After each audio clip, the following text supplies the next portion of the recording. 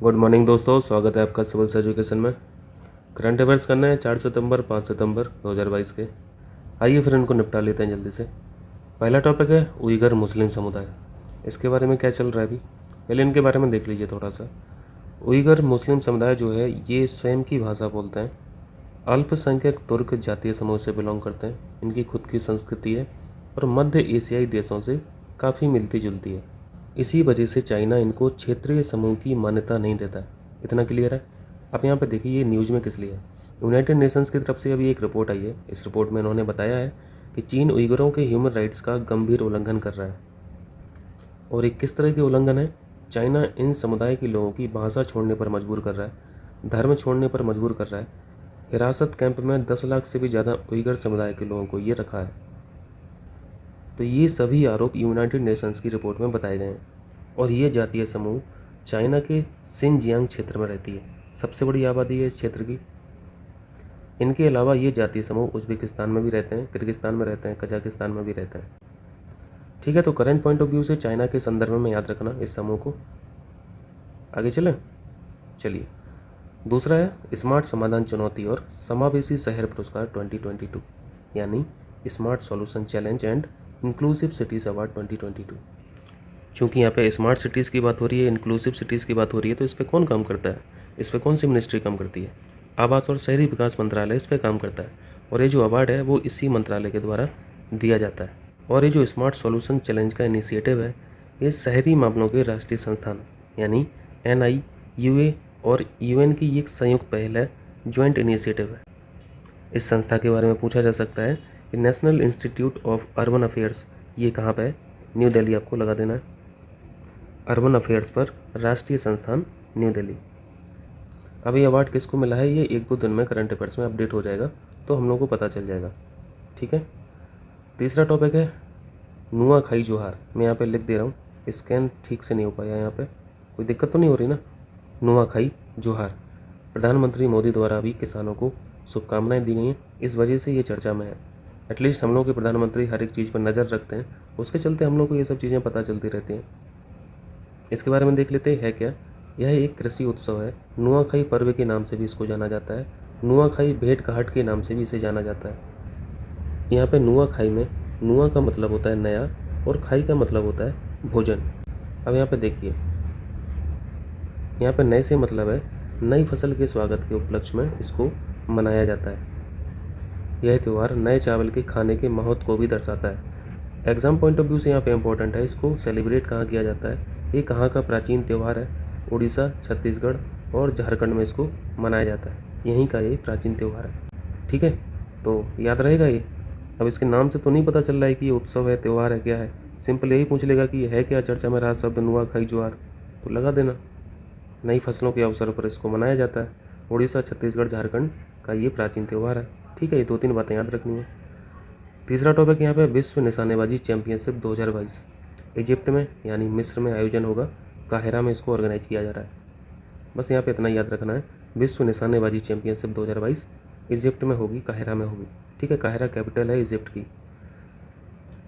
Next है 60 दिनों का विशेष अवकाश। ये किसको मिल रहा है? केंद्र सरकार में कार्यरत जो महिलाएँ हैं उनको 60 दिन का स्पेशल लीव भी प्रोवाइड की जाएगी। जो मैटरनिटी लीव मिलती है, मातृत्व लाभ मिलता है, वो 28 सप्ताह का तो है ही। शिशु के जन्म के तुरंत बाद या 28 दिन के भीतर इस अवकाश को अवेल कर सकती हैं महिलाएं। ठीक है, और ये केंद्र सरकार में जो कार्यरत हैं उनके लिए है। अब सेंट्रल गवर्नमेंट ने कर दिया तो बाकी स्टेट भी फिर देखा देखी में कर लेंगे। प्रधानमंत्री कौशल विकास योजना PMKVY, इसके बारे में अभी रिसेंट डेटा क्या है, रिसेंट डेवलपमेंट क्या है? मिनिस्ट्री ऑफ एजुकेशन ने लोकसभा को सूचित किया है। क्या सूचित किया है? 3 लाख प्लस महिलाओं को इन्होंने ट्रेंड कर दिया है। ये अपना बताया, अपनी अचीवमेंट बताई लोकसभा को। तो ये तो करंट वाला मैटर हो गया। प्रश्न पूछेगा यहाँ से, प्रधानमंत्री कौशल विकास योजना को 2015 में शुरू किया गया था। 15 जुलाई 2015 को स्टार्ट हुई थी। 15 जुलाई को क्या होता है? 15 जुलाई को world youth skill day observe किया जाता है, ये भी याद रखना। इस योजना के अंतर्गत 2022 के अंत तक जो टारगेट रखा गया है, 40 करोड़ प्लस से अधिक लोगों को यहाँ पे ट्रेनिंग दिलानी है, जिससे यूथ को लाइवलीहुड के अवसर प्रदान हो सके और एक इफ़ेक्टिव वोकेशनल ट्रेनिंग दी जा सके। और ये अलग अलग व्यवसाय के प्रशिक्षण होते हैं, ट्रेनिंग होती है। ठीक है, स्किल डेवलपमेंट के लिए अलग से मिनिस्ट्री है, यानी ministry of skill development and entrepreneurship. यह योजना इस मिनिस्ट्री के मार्गदर्शन में काम करती है और इसका क्रियान्वयन जो होता है वो NSDC के द्वारा होता है, यानी राष्ट्रीय कौशल विकास निगम द्वारा। जब इस स्कीम को लॉन्च किया गया था उसमें बहुत क्वेश्चंस पूछे गए थे इस पर।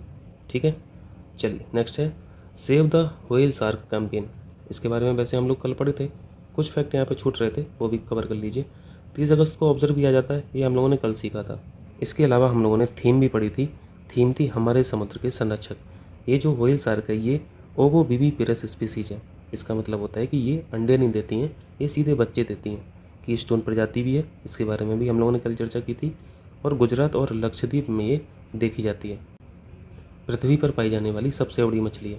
कल ये वाला फैक्ट छूट रहा था कि ये जो कैंपेन चल रही है इसको लॉन्च कौन कर रहा है इंडिया में? केरल, कर्नाटक और लक्षद्वीप, ये तीनों मिलकर ये कैंपेन चला रहा है। व्हेल शार्क को प्रोटेक्ट करने के लिए, सेव करने के लिए जो कैंपेन चला रहा है ये तीनों राज्य मिलकर चला रहा है। ठीक है, केरल, कर्नाटक, लक्षद्वीप याद रखें। चलिए, NCRB रिपोर्ट फॉर 2021 ये रिलीज हो चुकी है। इसके बारे में हम लोगों ने कल एक फैक्ट पढ़ा था, क्योंकि कल एक ही डेटा आया था। दृष्टि IAS ने एक ही डेटा को अपडेट किया था, तो मैंने उसी को आपको बताया था। अब और भी डेटा यहाँ पे अपडेट हो गए हैं, तो वो भी मैंने यहाँ पे आज ऐड कर दिए। कल हम लोगों ने पढ़ा था हाईएस्ट सेडिशन केस जो आए हैं इस रिपोर्ट के अनुसार, देशद्रोह वाले जो मामले हैं और जो रजिस्टर्ड हैं, ये आंध्र प्रदेश में सबसे ज़्यादा रिकॉर्ड किए गए। ठीक है, ये तो कल की बात थी। अब यहाँ पर और क्या क्या हम लोगों को सीखना है, यहाँ पर देखिए। इस रिपोर्ट के अनुसार जो सबसे ज़्यादा सुसाइड्स हुए हैं वो महाराष्ट्र में सबसे ज़्यादा हुए हैं। महाराष्ट्र की पहली पोजीशन है सुसाइड्स में, आत्महत्या पर। चाइल्ड के अगेंस्ट में जहाँ सबसे ज़्यादा क्राइम हुए हैं वो है सिक्किम। हाईएस्ट क्राइम रेट रहा है यहाँ पे क्राइम अगेंस्ट चाइल्ड। क्लियर है। महिलाओं के अगेंस्ट में जो सबसे ज़्यादा क्राइम हुए हैं, जो पंजीकृत किए गए, वो असम में किए गए। असम का पहला स्थान है। अगर रजिस्टर्ड पूछे तो असम लगाना है, और ओवरऑल पूछे, ओवरऑल का मतलब क्राइम अगेंस्ट वुमेन में टोटल केसेस उत्तर प्रदेश में आए हैं। यानी यहाँ पर टोटल केस से मतलब है कि रजिस्टर्ड भी हैं और नॉन रजिस्टर्ड भी हैं। 2000 नोट के जो जाली नोट सबसे ज़्यादा रिकवर किए गए वो तमिलनाडु स्टेट में किए गए। ठीक है, तो ये आपको 4-5 फैक्ट याद रखना है इस रिपोर्ट के बारे में, हो जाएगा। चलिए नेक्स्ट है देश बिल 2022। ये देश क्या है, देश का फुल फॉर्म पढ़ लीजिए, बस आपको इतना ही जानना है किससे संबंधित है। Development of enterprises and service hub. सरकार ने इस बिल के माध्यम से बताया है कि हम डेवलपमेंटल हब निर्माण करेंगे, हम डेवलपमेंटल हब के साथ साथ एंटरप्राइजेस हब भी निर्माण करेंगे, ऐसा प्रपोजल है इस बिल में। ठीक है, तो बस यहाँ पे इसका संबंध याद रखना है किससे संबंधित है। चलिए नेक्स्ट है लोकायुक्त के बारे में क्या कुछ नया यहाँ पे। केरल सरकार ने रिसेंटली लोकायुक्त अमेंडमेंट बिल पेश किया है, उसके चलते थोड़ा सा हम लोग लोकायुक्त के बारे में जान लेते हैं। लोकायुक्त होते कौन है? ये अपने आप में एक बॉडी है, एंटी करप्शन बॉडी है। एंटी करप्शन के मामले में 2 बॉडी सुप्रीम है, एक आप लोकपाल पढ़ते हैं और दूसरी बॉडी पढ़ते हैं लोकायुक्त। लोकपाल सेंट्रल लेवल पे है और सभी स्टेट्स के लिए अपने अपने लोकायुक्त हैं। ये दोनों बॉडी खुद काम नहीं करते हैं, ये अपना काम CBI के माध्यम से कराते हैं। राज्य सरकारों के अंतर्गत जितने भी अधिकारी हैं, जितने मंत्री लोग हैं, वो सभी लोग लोकायुक्त के दायरे में आते हैं। ऐसे ही सेंट्रल लेवल पे लोकपाल के दायरे में आते हैं। क्योंकि यहाँ पे लोकायुक्त की बात हो रही है तो यहाँ पे देखिए गवर्नर द्वारा इनकी नियुक्ति होती है।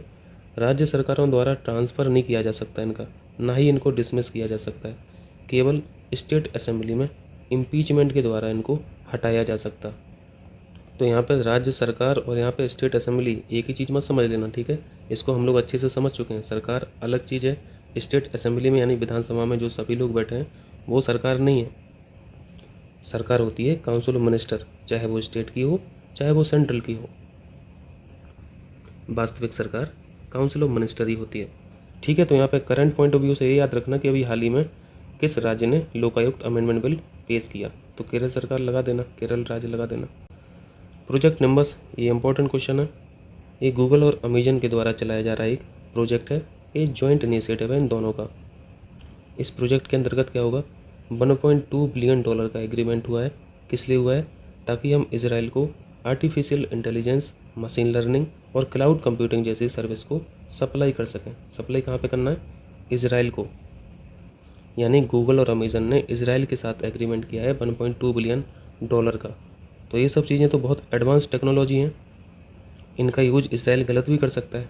इस वजह से विरोध हो रहा है गूगल का भी और अमेज़न का भी। इसराइल और फ़लस्तीन का 36 का आंकड़ा रहता है, ये सब हम लोग जानते हैं। इनके द्वारा भी ऑब्जेक्शन किया गया, विरोध किया गया, और गूगल की जो स्टाफ है, एम्प्लॉई हैं, वो भी इसको प्रोटेस्ट कर रहे हैं। ये नहीं चाह रहे हैं कि फ़लस्तीन वाले हमें गाली दें। अब भाई इसराइल तो वैसे भी हाईटेक कंट्री है, ऊपर से ये सब चीज़ें आ जाएंगी, तो ये डरे हुए हैं, तो ये विरोध कर रहे हैं। तो यहाँ पे प्रश्न पूछा जाएगा, प्रोजेक्ट निम्बस किससे संबंधित है, लगा देना। किसके द्वारा चलाया जा रहा है, लगा देना। हो जाएगा। यहाँ पे कुछ वन लाइनर्स भी रखे हैं, अब 1-2 पेज में इनको भी ऐड करेंगे, ठीक है, ताकि कुछ भी ना छूट पाए, जैसा आप लोग बोलते हैं। और यूपी से सफ़र हो या फिर यूपी से सार हो या हो, इसके लिए क्या इंपॉर्टेंट है करंट अफेयर्स का, ये मैं अच्छी तरीके से समझता हूँ, तो आपको परेशान होने की बिल्कुल भी ज़रूरत नहीं है। तो इस सीरीज़ में हम लोग जो भी पढ़ रहे हैं, आप लोग विश्वास रखिए, हम लोग कचड़ा नहीं पढ़ रहे हैं, ठीक है। चलिए, पहला है यहाँ पे, अंतर्राष्ट्रीय मोटा अनाज वर्ष घोषित किया है यूनाइटेड नेशंस के द्वारा 2023 को। 2023 जो वर्ष है वो अंतर्राष्ट्रीय मोटा अनाज वर्ष के रूप में मनाया जाएगा। मेजर ध्यानचंद खेल रत्न पुरस्कार, जिसका पुराना नाम था राजीव गांधी खेल रत्न पुरस्कार, ये नया नाम है। सम्मानित होने वाले पहले खिलाड़ी कौन है, विश्वनाथ आनंद। ये दोनों एक्ट अभी चर्चा में है। औद्योगिक विवाद अधिनियम 1947 याद रखें, और स्पेशल मैरिज एक्ट यानी विशेष विवाह अधिनियम 1954 याद रखें, ठीक है। वेस्ट नील वायरस हाल ही में कहाँ पे पाया गया है, युगांडा में, ठीक है। तो ये आज के करंट अफेयर्स थे, मिलते हैं फिर कल की वीडियो में। वैसे कल की वीडियो में एक स्लाइड हमसे छूट गई थी, पता नहीं वो कैसे स्किप हो गई, उसको पढ़ाना था, बट अब उसको हम कल के करंट अफेयर्स में ऐड करेंगे, क्योंकि अभी रात का 1 बज रहा। ये वाला टॉपिक छूटा था, भांग वाला, NDPS एक्ट 1985। वैसे इसको रिकॉर्ड तो किया था, बट वो रिकॉर्ड, आवाज़ रिकॉर्ड नहीं हुई, पता नहीं कैसी नहीं हुई, हमें नहीं पता। तो इसको हम कल के करंट अफेयर्स में कवर कर लेंगे, ठीक है, क्योंकि ये इंपॉर्टेंट क्वेश्चन है, यहाँ से क्वेश्चन एक पूछा जा सकता है,